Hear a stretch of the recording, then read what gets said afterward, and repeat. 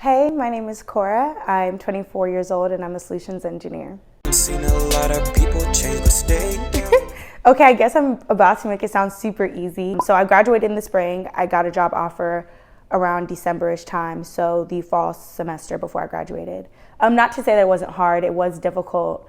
The reason I was able to get a job so quickly is because I was very persistent in applying. I applied for, I would even say maybe around 200 to 300 jobs, like no exaggeration, because I was so worried about not having a job when I graduated. And even the job I did have, I had to move out of state, so it wasn't like, I will say, it definitely was like my dream job, but I did have a job, so I was thankful for that.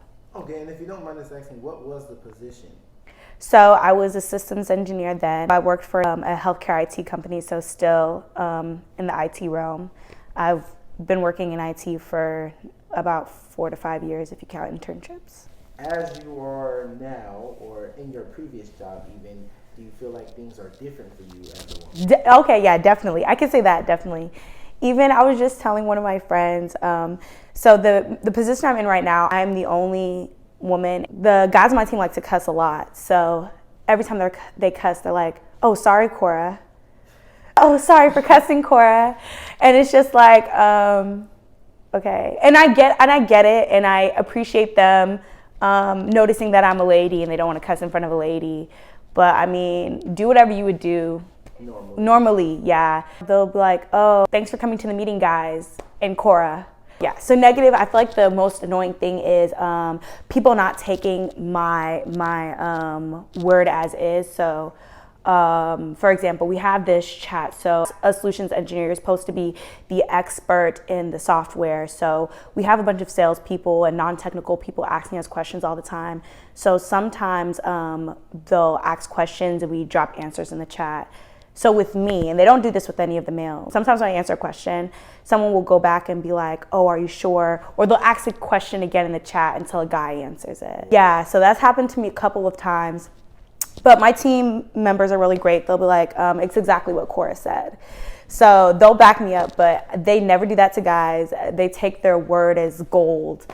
They take it as Bible, but with me, they're not too sure. So could you go into more detail as to what you do as a solutions engineer or architect? So my job has me doing various things. So like I said, one of the things we have to be is an expert in the software. So we manage already developed software, so we're not software engineers. The most we would do is run scripts or query things, but we don't do any type of coding. The main thing we do is provide knowledge to salespeople and clients about what the software does and how it works and how to implement and integrate within our software. And I'm also supposed to be an expert in the security knowledge, so our SOC reports and things of that nature and our pen tests. So I have my hands in a bunch of different areas. What would you have changed or what would you have done differently? I would probably try harder to stay in Georgia. So for my first job, I moved to Missouri because that was the only job I could get. It was out of state. It was a great experience, and I was able to easily get another job from having that first job. So I definitely don't regret it. But actually, I don't necessarily regret it, but I do feel like things would have been easier for me if I was in Georgia. So in Missouri, I was out on my own. I had to make new friends, and I wasn't near my family. So that was kind of hard for me.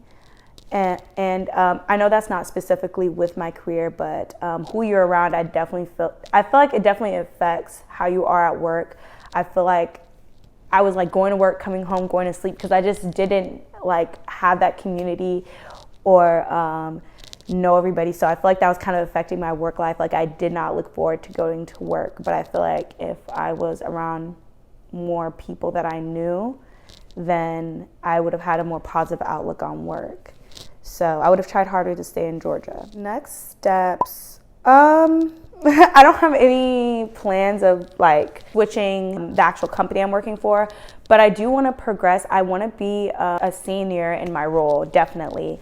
I definitely want to get to the senior level And I want to be, there's always that one person on your team who knows everything and everybody goes to. I want to be that person. That's always been my goal. I want to be that like knowledge resource that everybody goes to. They're like, oh, like we'd be lost without her. So that's kind of my goal, to be a senior and to be a good senior, because there are some people who have the senior title and they don't know what they're doing. So I just want to be an expert in what I do. Finding their first role, securing their first positions, what are some things you would recommend? So if you know someone, please utilize it. A lot of people get these jobs off of recommendations, and you can be really good, but you're just another resume to them sometimes. So if there is something that you can do to make yourself stick out, I would say do it. So a really good resource for me was at my college. Even after we graduated, we had a resource center for us to get jobs and internships.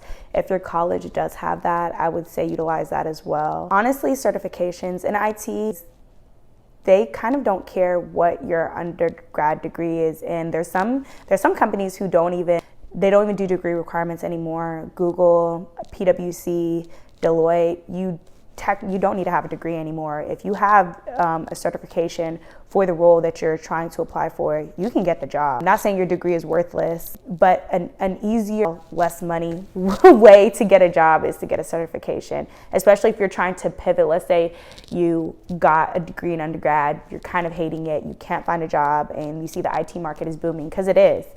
You can get a certification within 5 months to like a year, depending on the certification, and you could be well on your way to a job. They love to see certifications. So let's completely change subjects and talk about being so young and owning your own property. Oh, I didn't know that was gonna be. I didn't know that was gonna be in the questions. Okay. So, how was the process of buying a home? Okay. How long did it take, and how stressful was it? How was the process? So the process of buying a home, it was just like those HGTV things where they start crying and stuff because they didn't get their dream home. I thought they were like being over dramatic, but I kind of see why. The process was stressful at times, but it was also fun. It was fun looking at a whole bunch of places and getting excited, like, oh my gosh, I could live here and things of that nature. But it's hard when you see a place you really like and for some reason you can't get it, whether it's out of your budget or the location, or it doesn't have something in your requirements list. I started seriously searching, I want to say April-ish of last year. So October 22nd will be 1 year I've been in this house. So this is new construction. It was really rewarding. I learned a lot. Did you see yourself buying a home so early? No, honestly, I feel like it was really something I didn't plan for myself. I didn't plan it at all. I moved back here thinking I was gonna live in a luxury apartment. I was looking for luxury apartments. I was looking for luxury apartments, and my sister was helping me, and she was looking at like the apartments I was looking at. She was like, the rent for this is crazy. I'm like, and she was like, can you afford this? I'm like, yeah. And my sister was like, that's so stupid. You should buy a house. So it was actually my sister who like convinced me, because I was like, I'm not gonna get a house. Actually, funny story. So I had saved up all that money for my first job for law school, because I told myself I wanted to go to law school. And I just ended up saying, I don't want to go to law school. So I just had all this money in my savings account. And I said I was going to get a luxury apartment. So that's a funny story behind that. What would you say are some of the downsides to owning a home, period, and also just to being a homeowner so early? So I'm constantly asking my dad and my sister stuff.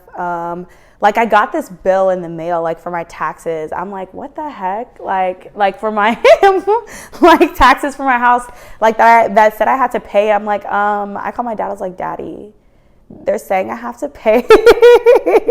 They're saying I have to pay this for taxes. But so it's a learning experience though. So that conversation I had with my dad, I learned that I'm actually paying my taxes through my mortgage. They just send the bill out to let me know. So I've had 2 apartments and I've lived by myself, so I'm no like stranger to it. The things I loved about living in the apartment was whenever anything went wrong, all I did was call maintenance. You know, now homeowners association covers things outside of the house, but if something goes wrong in my house, like my air conditioner stops working, or I don't know, my stove or something like that, I have to fix it. That comes out of my pocket. It is kind of scary living on your own so early, I would say. Maybe that's just more of a woman thing though. So it's like, I feel like it's pretty obvious I live by myself too. Yeah, like there's only one car. People see me take out the trash by myself. So yeah, I feel like that's always kind of like a worry in the back of my mind if like someone's like watching me or something. Yeah, I would say those are the downsides, but having your own space is really nice. Some guys always act weird if I tell them I have a house. Not usually my guy friends, but like, I don't know, guys who may have like had an interest in me or something like that. They always get weird when I tell them like I have a house. They're like, oh, you bought it yourself? Oh, no, you're renting, right? Like they don't believe like I have a mortgage and that and that I paid for the house. So I don't know. Outside guys always get weird about that. But with me and my friends, it's always a cool thing to talk about and to hang out. So, and I love having them over, so. Perfect. So, Kora, I do appreciate you taking time out to answer some of the questions that, No problem. Thanks for making it all the way to the end of the interview. I really hope you enjoyed it. You learned something, took something away, and we'll see you on the next Push the Prod video.